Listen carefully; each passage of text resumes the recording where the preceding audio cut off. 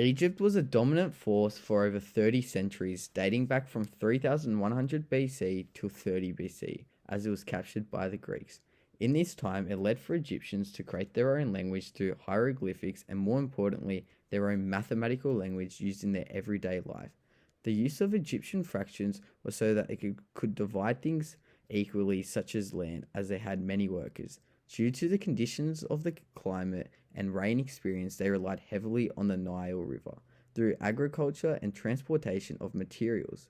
Their culture was a big factor of their identity through their cultural practice towards their gods. The birth of the ancient history religion came through the rituals, beliefs, and practices within their society. To understand Egyptian fractions, I'm going to give an example that can be applied to our life currently. So let's say your cupboard for putting blankets in is 5/6 full. I know it's not the best example, but it will give you an idea of how this process works. So here's a cupboard that I'm going to draw. I know it's not the most artistic, but let's say it's filled up to here, which is 5/6 full.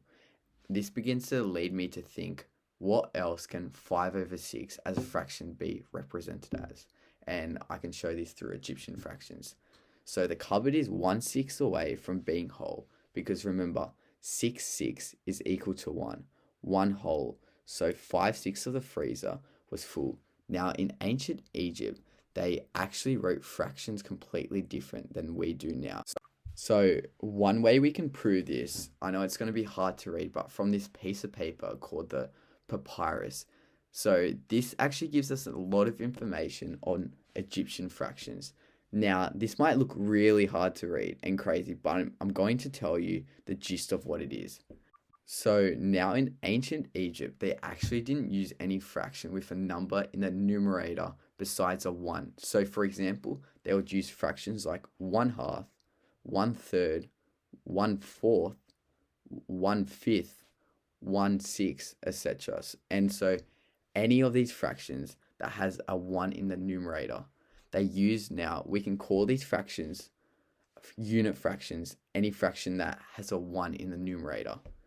Now, when they needed to write a fraction that was bigger than 1 in the numerator, they wrote it as a sum of unit fractions. I'm going to tell you what that means. So let's look at an example. In our example, it's going to be the cupboard that I illustrated earlier, which is 5/6 full. Now, in ancient Egypt, they did not use a fraction like 5/6 because 5/6 had a 5 in the numerator. So what they would do is they would write it as a sum of unit fractions. Now, what would happen is we look at the number 5/6. And before I go into this, I want to tell you about a familiar name that you might or might not know. So this guy's name is Fibonacci. You may know about of the Fibonacci sequence. So for example, 1, 1, 2, 3, 5, 8, 13, 21. Remember, we added the two previous numbers. This guy's Fibonacci also came up with a pattern for Egyptian fractions of how we could write Egyptian fractions. So here's what Fibonacci said. Fibonacci said that if we're looking at a fraction like 5/6 and we can only write it with a unit fraction with a 1 in the numerator, here's what we can do. We can look at the largest unit fraction to start. That is smaller than 5/6. So if I'm looking at the largest unit fraction, it's going to be this one. And I'm going to ask myself, is 1/2 smaller than 5? Yes, I'm going to start off and I'm going to say 5/6 is made up of 1/2 plus. Now, if I'm thinking what in addition to 1/2 would give me 5/6, here's what I'm going to do. I'm going to say 5/6 minus 1, see what is left. And remember, 1/2 is the same as 3/6, would leave me with 2/6. So if I have 1/2, in order to get up to 5/6, I still need to add 2/6. But remember, 2/6 does not have a 1 in the numerator, so it doesn't work.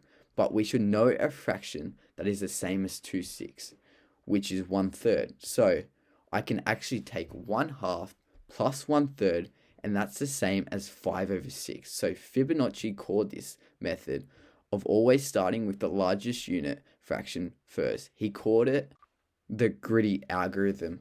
This was the algorithm that he used. So he said the largest unit fraction first, half, then we could add another unit fraction until we got up to all the way to the fraction that we needed. So 1/2 plus 1/3 is the same as 5/6. Now, we can do this for any fraction that we can think of.